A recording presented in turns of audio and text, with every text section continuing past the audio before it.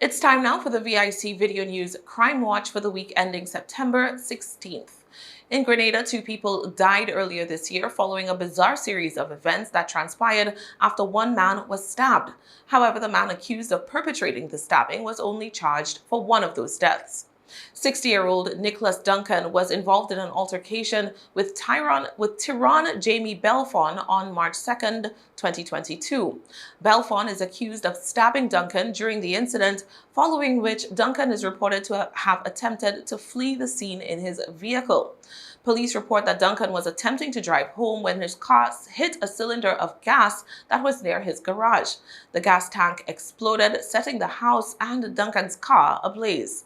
Members of the fire department were immediately dispatched, but first responders were unable to rescue Duncan or his 94-year-old mother, who lived in the 2-story wood and concrete residence with her son. After the flames died down, officials on the scene pulled the bodies of Jermaine and Nicholas Duncan from the charred remains of the home they had lived in. On Thursday, Belfon appeared in court charged with the murder of Nicholas Duncan. A judge granted him bail in the sum of 50,000 EC dollars. In Guyana, a truck driver is currently assisting police investigations following a fatal crash on Thursday. 45-year-old Nigel Cush died at the scene when the van he was driving collided with a truck. Initially, the truck driver claimed that Cush drove into his path and that the traffic light at the junction facing him was green.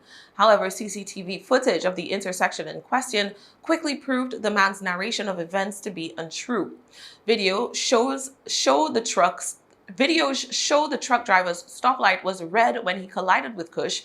Only the deceased man had the right of way to proceed, and he was navigating through the intersection when the truck plowed into his vehicle. The impact sent Cush's van into the pole of a traffic light, causing the man to be catapulted through the vehicle's windscreen. Following the collision, police did test the truck driver for alcohol, but none was discovered in his system. Meanwhile, in Trinidad and Tobago, a senior official at a major beverage company has lost his job and may lose his freedom after he was charged in the United States with 10 felony offenses. Adil Mohammed was, up until his arrest in Miami, the vice president of information technology for SM Jaleel Company Limited, which manufactures brands popular across the region such as Fruta, Buster, and Viva. Recently, the Miami-Dade Police Department's Cybercrime Investigations Unit mounted a sting operation which reportedly involved an underage male. Ultimately, Mohammed was arrested and charged with child pornography and sexual performance by a child. The 47-year-old man was placed on a $25,000 bond when he made his first court appearance, $2,500 for each count. Under Florida law, it is a crime to use an underage child for any sexual performance in any recording with or without parents' consent, or to share any pictures or movies depicting sexual behavior of a child. Recordings are defined to include, but are not limited to, movies, webcam footage, or the appearance on a website. A person found guilty of promoting such activity is guilty of a second-degree felony. Following his arrest and first court appearance, Mohammed, through his attorneys, filed a not guilty plea. His trial hearing is now scheduled for December 5th, a day after his 48th birthday.